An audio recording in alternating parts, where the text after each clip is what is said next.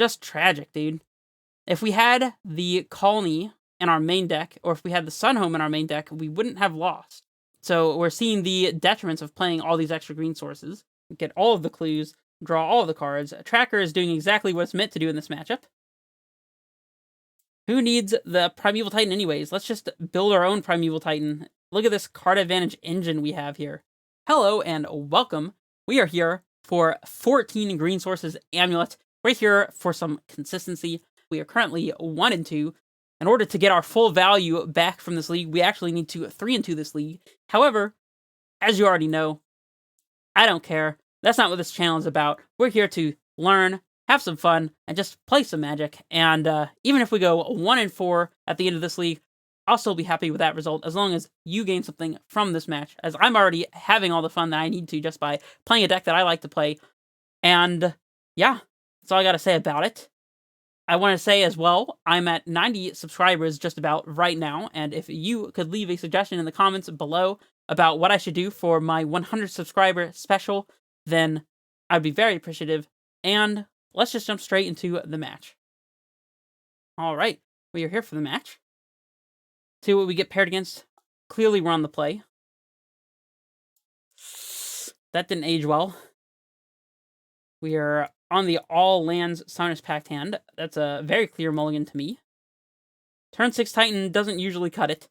And here we have a hand that would like just one particular style of land, and that is a bounce land. That said, a Garenbrig lets us cast Titan. We have Explorer for a redraw. We're clearly going to keep this. We do have to put one of these cards on the bottom.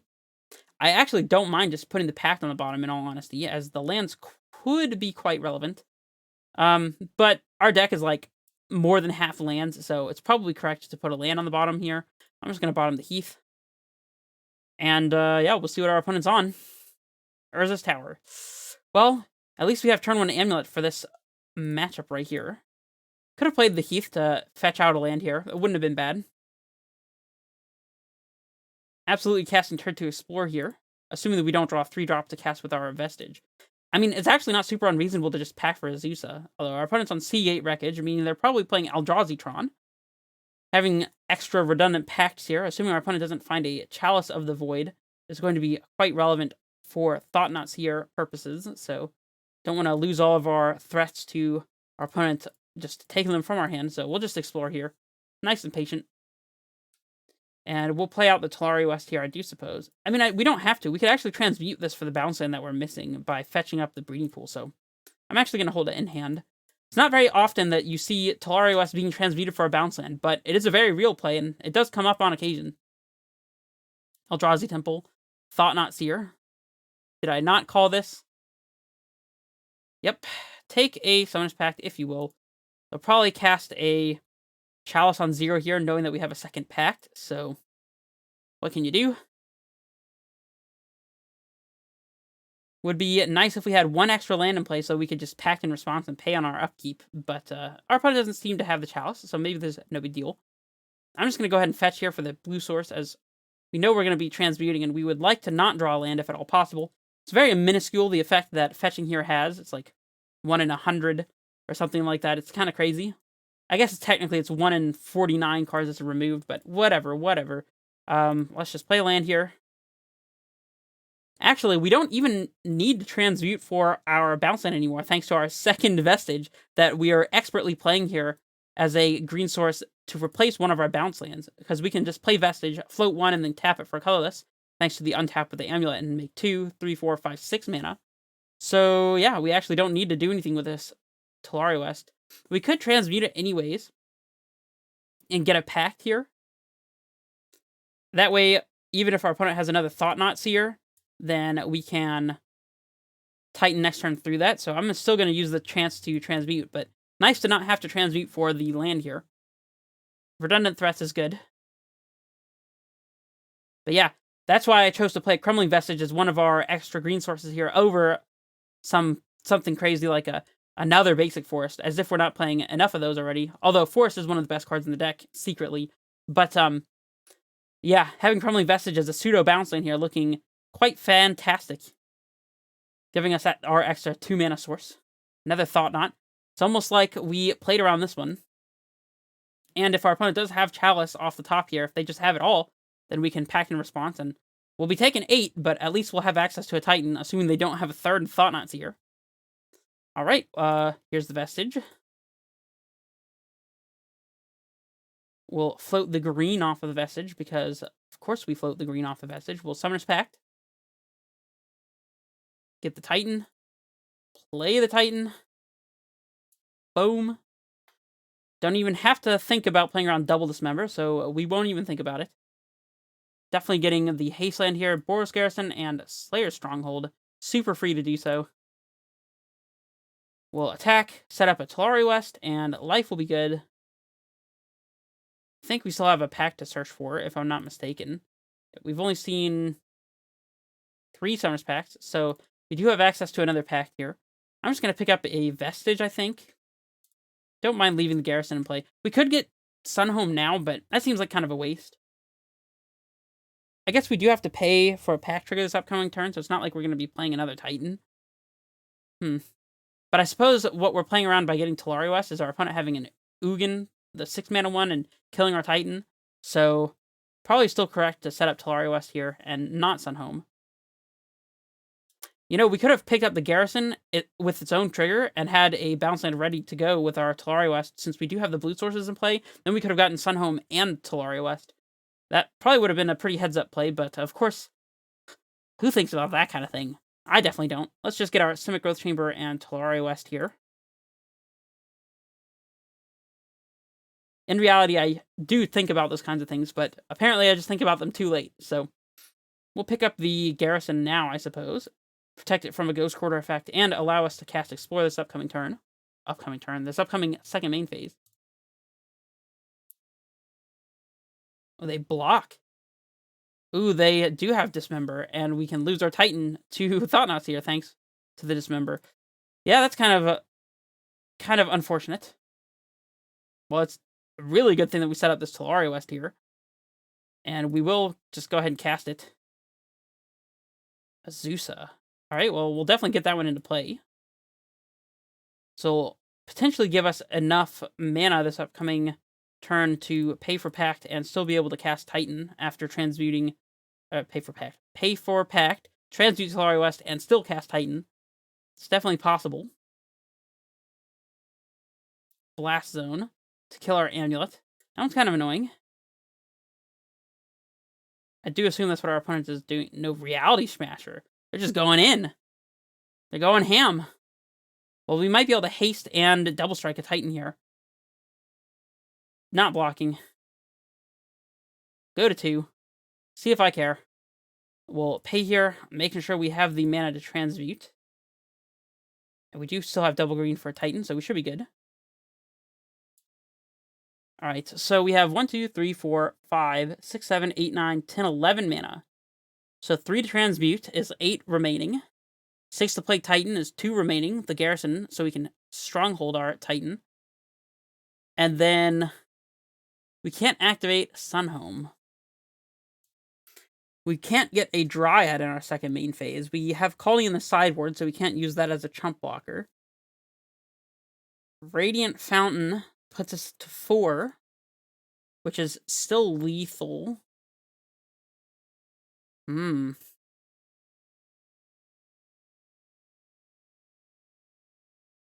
Strange situation that we find ourselves in here.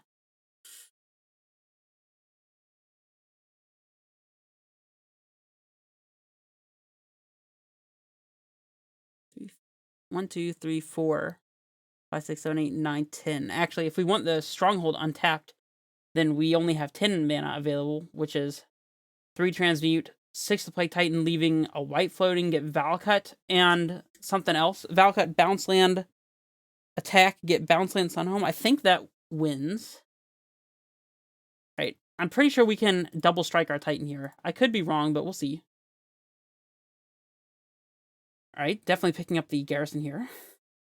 I guess we'll use our last pickup to get the Simic Growth Chamber in hand.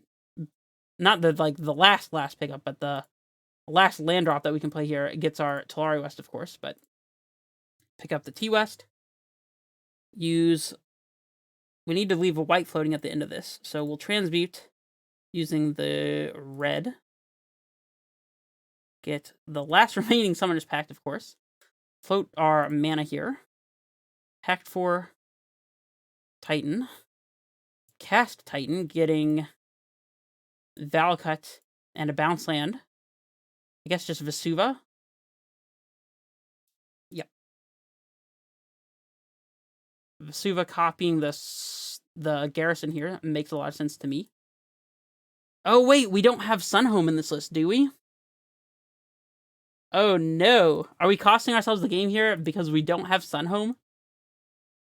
Ah, no Sunhome coming in to bite us here. Well, I mean, we'll still haste an attack, I suppose. I don't think there's anything different we could have done here.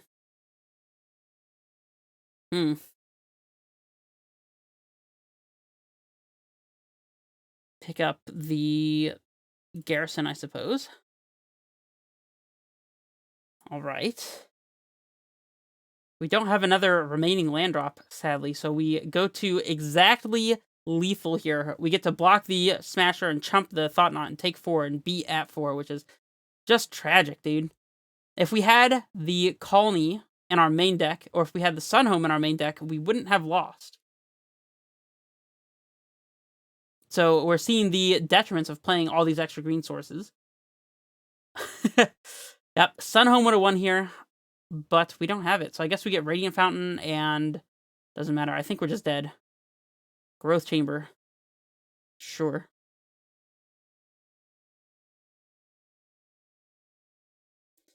We'll yield to this one. Pick up the Radiant Fountain, of course. Let our opponent take the damage. So close. Can't play the Fountain. We'll let our opponent attack, I suppose. Force them to see that they have lethal. I think that they'll see it.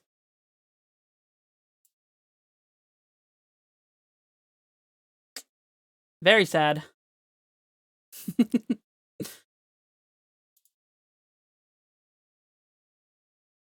They have another Smasher. Alright.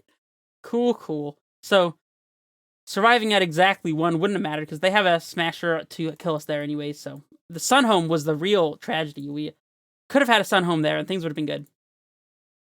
I like Tracker in this matchup as it stacks up well against our opponent's threats. Gives us some additional things to play instead of just getting all of our things taken away by Thought Knot Seers and Chalice on 0 and all that kind of nonsense. Speaking of Chalice on 0, we want an explosive to deal with that.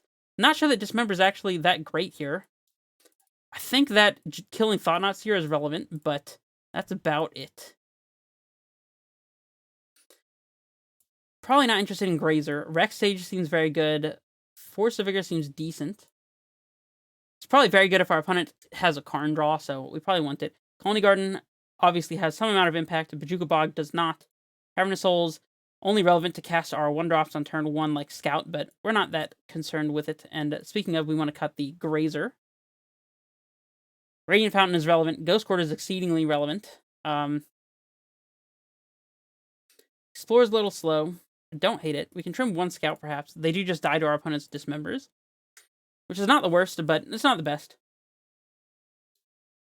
What else? Garenbrig can go, perhaps. Maybe one of these forests. I'm kind of okay with that. We could trim even further on packs, but I don't think we want to. Alright, I'm going to submit like this. For those of you who are not in the know, Engineered Explosives is here because you can play it on 1 using a colorless land, and it'll enter with 0 counters and allow you to kill a Chalice on 0 without getting countered itself. This hand is dangerously close. We do wish this Vesuva was an untapped green source on 1 for Scout, in which case I would probably guaranteedly keep this. Probably guaranteedly. As is, it's kind of weird. We don't even get to play Scout this upcoming turn when we're about to play our Growth Chamber, so it's kind of slow. I feel like the first mulligan's pretty free, so let's see if we can find something a little better. Well, this is basically the same as the last hand, except we now have the forest that we were asking for, so we'll keep.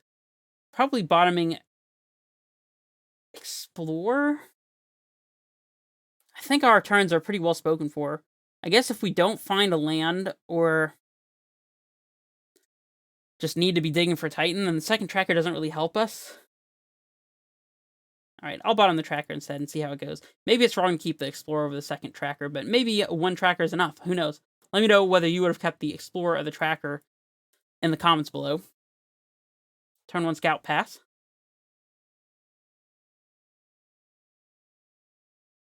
Turn 1 Power Plant go. Chalice on 0. Speak of the devil. The one that we've been anticipating this whole time. We can actually explore this turn by floating with the forest, playing Gruul Turf, and then scouting in the forest once more, and I think that's probably the play. Maybe that's a reason enough to have kept the Explorer over the tracker, in all honesty.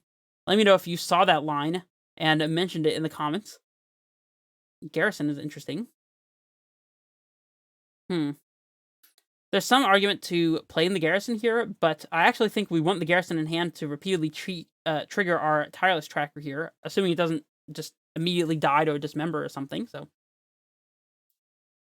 A land would not be a bad draw, as it means that we can play land after playing our tracker and hold up the Scout activation.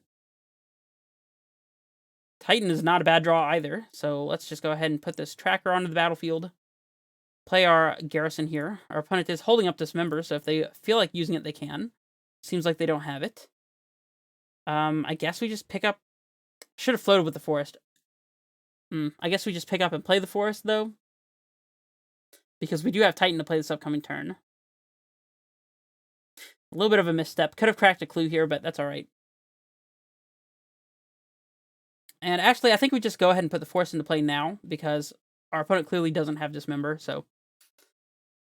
We might let them draw a Dismember, and then they Dismember in response to our Tribe Scout activation. Alright, Thought-Knot Seer comes into play. We'll Dismember it now. Actually, there's no reason to Dismember now. That just gives them more information, and if they want to let us keep Titan, I'm totally fine with that, so... Yep, of course they take it. So now they don't know what card we're drawing off the Dismember. Get out of here, Thought-Knot. Of course we're going to cast a Dismember, as this is the only thing we brought the Dismember in for, so... Maybe it's not even right to bring in Dismember. We'll see. Alright. Lands and lands is actually not a bad thing. Let's crack a clue. See what we can see. Scout looking amazing here in combination with our tracker. I guess we might as well play an Amulet, as it lets us crack every single clue we put into play with our Growth Chamber for free, pretty much. We'll play a fetch land out. I don't see a problem with this. Just fetch it now. Get all of the clues. Draw all of the cards. Tracker is doing exactly what it's meant to do in this matchup. Who needs the Primeval Titan anyways? Let's just build our own Primeval Titan. Look at this card advantage engine we have here. Our opponent's in some trouble. Force of Vigor to hit this Chalice is quite nice. Screw it. Let's just clue again. Just clue again and again and again. Just keep doing it. Run it back. There's a Titan. Love it. Let's clue again. 7 damage coming through. Tracker looking insane here, of course.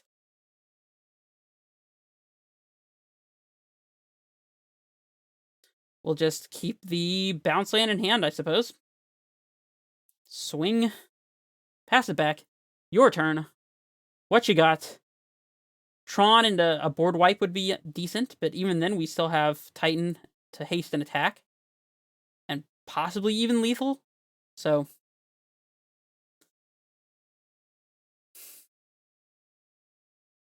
we even have an answer to this Chalice if we need it.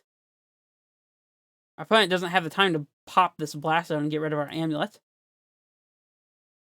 I think this tracker's just going the distance.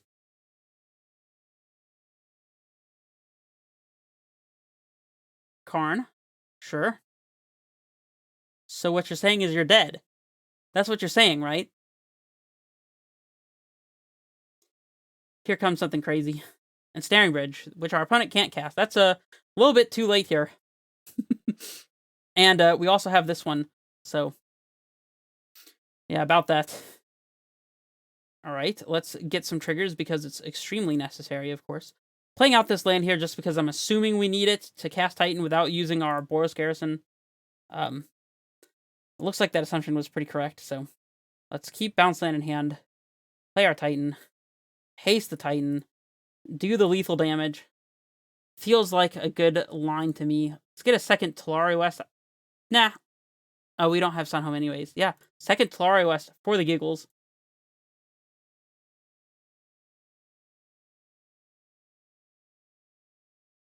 Boom, haste, combat, swing at them.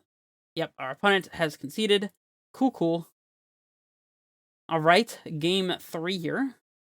Do we want to change anything? We sidewarded out a lot of lands here.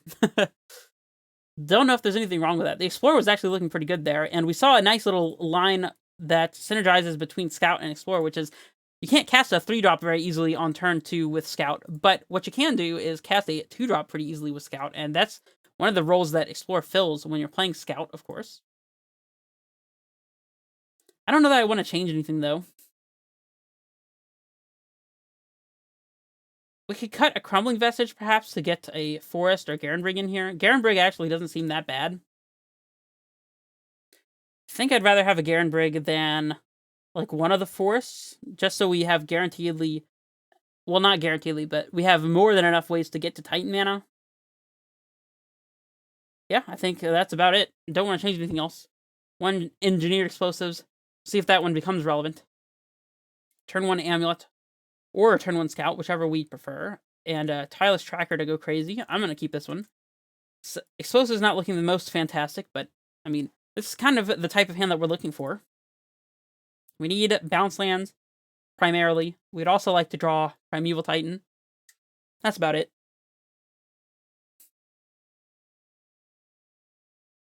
Also, unsung hero here, Valakut the Molten Pinnacle. Just naturally being on our open 7 means that a Dryad could very well take over the game by itself. There have been many times that I've won games just because I put a Dryad into play, speak of the devil, with Valakut triggers ready to go and never even needed the Titan. I'm gonna just slam this Scout here. For opponent dismembers, we don't really care that much, but we might be able to do some interesting things this upcoming turn. If we draw an Explorer, we could play Amulet, play Valakut, Scout in a copy of Forest, and then Explore. Things like that we wouldn't otherwise be able to do. Explosives clearing up this Chalice pretty nicely, and we can even Vesuva copying one of our opponent's colorless lands to do so. That might be a little hasty for now. Warping Whale is kind of an interesting one. And now we don't need to Vesuva our opponent's colorless source, as we do have access to Vestige here. Play the Amulet. Play out the Valakut, I suppose. I'm not super worried about exposing it to land destruction. If our opponent wants to take themselves down on land to exchange our Valakut for a basic land, I'm pretty okay with that. They could have Field, but Blast Zone to kill Amulet. Alright, Torpor Orb is quite the annoyance. Probably gonna Explosives on 2 to get rid of that one.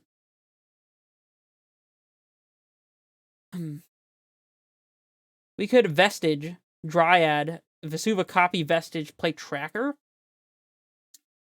Doesn't seem that bad. And then next turn, if we draw a land, we can play Valakut and then the land and immediately get 2 triggers at least out of the land. If it's a fetch land, we get 4. And we'd also be potentially getting clues. Because Torpor Orb says creatures entering the battlefield. But Tireless Tracker says whenever a land enters the battlefield. So that one doesn't get turned off by Torpor Orb, which is another reason to have Tracker in this matchup. Yeah, I think just pouring all of our 3-drops into play before our opponent can Thought-Knot Seer them away, and getting immediate value off of this Amulet before it goes bye-bye, probably a good choice. So we'll play the Dryad. Play Vesuva copying this Vestige here. Float a green, of course. Play our sad Tireless Tracker with 0 value and pass it back. If our opponent wants to Thought-Knot away our explosives, that is a trade I'm willing to make. Second Tron land is a little scary. Here's the... Oh, the Thought-Knot doesn't do anything because of their Torpor Orb. And speak of the devil, we do have Primeval Titan. We're a turn away from that one, though, so probably just explosives on 2 here, I would think. Let's just go ahead and get our clue here, though, and see what occurs. Suppose it's still theoretically possible for us to top deck a bounce land off of this draw, which we will be doing, I do think.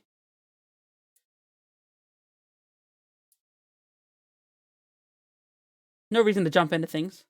Garenbrig. Alright, so we get some Valakut triggers, which is fantastic. Let's get this Thought-Knot Seer out of here. Didn't like ya.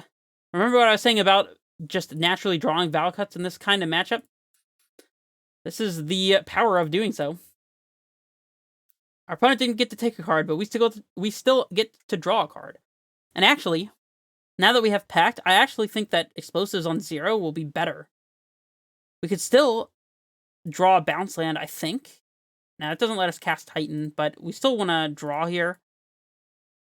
I chose to tap both Vestiges, assuming that it was pretty guaranteed we wanted to expose us on 2 here. It's not super clear, although now we have second Titan. Our opponent literally can't even have double Thought Knot this upcoming turn, so I'm just going to slam this exposes on 2 and not even worry about it. Swing out for the tons of damage, pass it back. Tron plus something huge could be a way that we could lose, I suppose. Even so, we are going to be playing a Titan. Not hasting it thanks to Torpor Orb, but playing a Titan is still pretty good. If we draw a land, we get to pop explosives and activate Garenbrig, so there's that.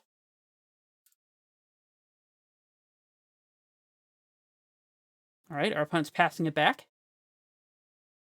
Holding up Dismember, perhaps. Bounce land is a nice one.